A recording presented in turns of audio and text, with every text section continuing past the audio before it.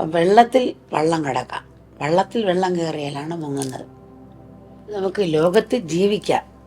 ലോകത്ത് നമ്മൾ ജീവിക്കുമ്പം മനസ്സിലേക്ക് ആവശ്യമില്ലാത്ത ചിന്തകളെ നമ്മൾ കൂടുതൽ സ്ഥാനം കൊടുക്കാതിരിക്കാൻ ശ്രമിക്കുക. ചിന്തകൾ വരും, അതിനെ വേറൊറിക്കാൻ അനുവദിക്കരുത്. ആകാശത്തൂടെ പറക്കുന്ന പക്ഷിയെ പറന്നു പോകാൻ നമ്മൾ അനുവദിക്കുക.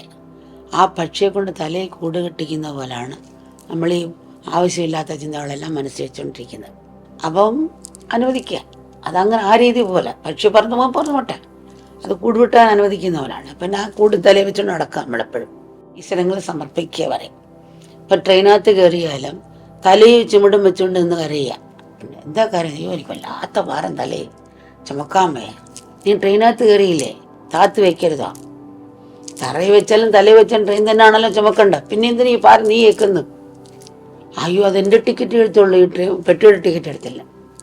അപ്പോഴും എന്തെങ്കിലും ഒന്ന് സൃഷ്ടിച്ച് ഇങ്ങനെ വിഷമിക്കുന്നവർ, നമ്മൾ സൃഷ്ടിച്ചെങ്കിലും ഒരു പ്രശ്നം ഉണ്ടാക്കി ഇങ്ങനെ വിഷമിച്ചുകൊണ്ടിരിക്കുന്നൊരു മനസ്സിൻ്റെ ഒരു സൈക്കോളജി പോലാണ്. അത് ഒരു ഭക്തനാണ് ആ ഒരു ഭാവം എടുത്ത് വിട്ടു കൊടുത്തിട്ട് നമ്മൾ ആ കഴിയുന്ന പ്രയത്നിക്കുക. ലോകത്ത് ജീവിക്കാം, പക്ഷെ ലോകത്തിലെ പ്രശ്നങ്ങൾ മനസ്സിലേക്ക് കയറാൻ അനുവദിക്കരുത്. കയറി വന്നാലും ആരും നമ്മൾ ദിവസവും വീട് തൂക്കുന്ന പോലെ ഇപ്പം കാർപ്പറ്റുള്ള വീണാന്നത് വൃത്തിയാക്കുന്ന പോലെ സത്സംഗം കൊണ്ട് മനസ്സിനെ കുറച്ചു നേരം നിശ്ചലത കൊടുക്കണം. മനസ്സിന് ശൂന്യതയെ നോക്കിയിരിക്കുക. അതിനാണ് ധ്യാനം എന്ന് പറയുന്നത്. ഉള്ളിലേക്ക് നോക്കുക. അല്ല വിത്തിട്ടലും കിളിക്കുമോ കിളിക്കത്തില്ലോ വേണ്ട നോക്കിയിരിക്കുകയല്ല. അതിന് വേണ്ട വളവും വെള്ളവും കൊടുക്കണം. പിന്നെ കിട്ടിയില്ല, അതിൻ്റെ സ്വഭാവമാണ്. കിളിക്കാതിരിക്കാൻ ബലം തരാതിരിക്കുക. പിന്നെയും നമ്മൾ ശ്രമിച്ചുകൊണ്ട് കൃഷിക്കാർ ചെയ്യുന്നില്ലേ? അതുകൊണ്ടാണ് അപ്പോഴെ കഴിഞ്ഞകാല ദുഃഖങ്ങളെപ്പറ്റി ഓർത്ത് ചിന്തിച്ച് വിഷമിച്ച് കാര്യമില്ല. അപ്പോൾ അതോർത്ത് വിഷമിച്ചുകൊണ്ടിരിക്കുകയാണ്. അതുകൊണ്ടാണ് അമ്മ അതൊരു ക്യാൻസലായ ചെക്കാണ്. ഒരു ശബത്തെ കെട്ടിപ്പിടിച്ച് കരയുന്ന പോലാണ്. തിരിച്ചു വരാൻ പോകുന്നില്ല. അപ്പം തിരിച്ചു വരാത്ത കാര്യത്തെ ഓർത്തിട്ട് വിഷമിച്ചിട്ട് കാര്യമില്ല. അപ്പം ആ ഒരു രീതിയിൽ മക്കൾ ചിന്തിക്കല്ലേ എന്നുള്ള പറയുന്നത് കൊണ്ടാണ് അമ്മ. യഥാർത്ഥ മനസ്സാണ് എല്ലാ ദുഃഖത്തിനും കാരണം.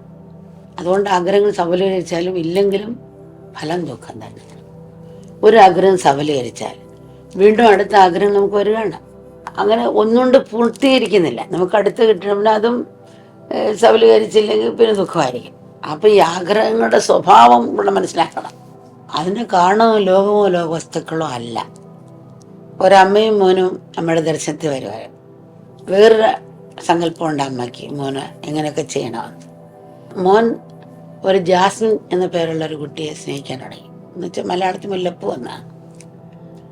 അപ്പം ഈ അമ്മയ്ക്ക് അത് ഇഷ്ടമേ അല്ല. ഇത് കാരണം ഈ മോൻ്റെ അമ്മയ്ക്ക് മുല്ലപ്പൂ എന്ന പേര് കേൾക്കുന്ന പോലും ഇഷ്ടമില്ലാതായി. ആരെങ്കിലും ആ പൂവിൻ്റെ പേര് പറഞ്ഞാൽ പോലും അവർക്ക് അടുത്ത് ദേഷ്യം വരും. അവരോട് ദേഷ്യപ്പെടാം. ആ പുഷ്പം കാണുന്നത് ഇഷ്ടമില്ലാതായി. ഞാൻ തമിഴ്നാട്ടിൽ പോകുമ്പോൾ ഈ അമ്മ കൂടെ വരും.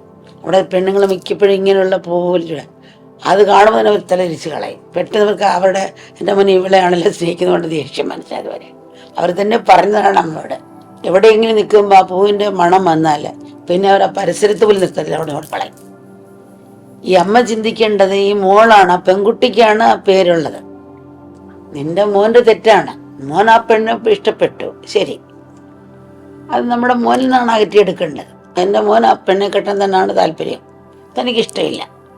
ആ പെണ്ണിനോട് ഉള്ള വിദ്വേഷത്തിന് പകരം ആ പൂവിനോടാണ് ദേഷ്യം. അത് വ്യക്തിയാണ്, ഇത് പൂവാണ്. അതെന്ത് പഴിച്ചു? എല്ലാവർക്കും ഒരേപോലെ നടുവാടം പരത്തുന്ന പുഷ്പമാണ്. ആ പുഷ്പം എന്ത് പഴിച്ച്? ഇത് ഇങ്ങനെയാണ് നമ്മുടെ മനസ്സ് ചെയ്യുന്നത്. ഇതിൻ്റെ മൂലകാരണം മനസ്സിലാക്കാതെ അതെല്ലാത്തിലും പകർത്തി നീങ്ങാണ് നമ്മൾ. എല്ലാ മനസ്സെന്ന് ജാലവിദ്യക്കാരൻ സൃഷ്ടിക്കുന്ന വെറും മായാജാലങ്ങളാണല്ലോ. അതിന് യാഥാർത്ഥ്യം കൽപ്പിക്കാതിരിക്കുന്നതും നമ്മളാണ്. മനസ്സിനോട് വെറുതെ ചിലയ്ക്കാതെ മിണ്ടാതെ അടങ്ങിയിരിക്കും എന്ന് പറഞ്ഞ് മനസ്സിനെ നിശബ്ദമാക്കാൻ നമുക്ക് കഴിയണം. അല്ലെങ്കിൽ അതിനോട് പറഞ്ഞു കൊടുക്കണം, അതല്ല, ഇതാണ് ശരി, ഇങ്ങനെയാണ് ശരി എന്ന് പറഞ്ഞു കൊടുക്കുന്നില്ല. അതുകൊണ്ടാണ് നമ്മൾ ആധ്യാത്മികശാസ്ത്രങ്ങൾ മനസ്സിലാക്കണം, ധ്യാന ജപാദികളും ചെയ്യണമെന്ന് പറയും. ആവശ്യമില്ലാത്ത ചിന്തകൾക്ക് നമുക്ക് സ്ഥാനം കൊടുക്കാതെ പിന്നെ ആ ബോധം, ആ നിശ്ചലതയിൽ നിന്നാണ് ഈശ്വരൻ്റെ വെളിപാടുണ്ടാകുന്നതെന്ന് പറയും. നമ്മൾക്കൊരു ഒരാളുടെ ദേഷ്യം തോന്നിയാൽ തന്നെ നമ്മളൊന്ന് ഉറങ്ങിക്കഴിയുമ്പോൾ നേരം വെളുക്കുമ്പോൾ തെളിഞ്ഞ മനസ്സാണ്. അതെ.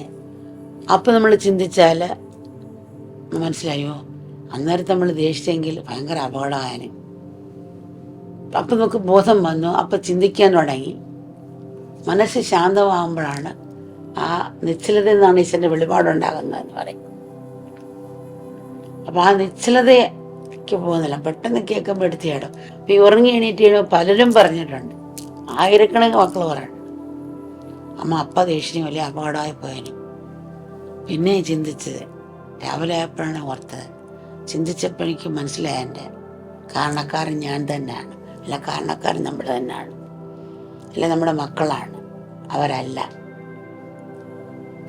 പലരും പറയാം. അതുകൊണ്ട് എപ്പോഴും ക്ഷമ.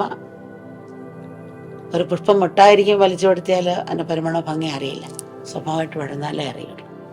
അതുകൊണ്ട് ക്ഷമ ആണ് നമുക്ക് ആവശ്യം എന്ന് പറയും.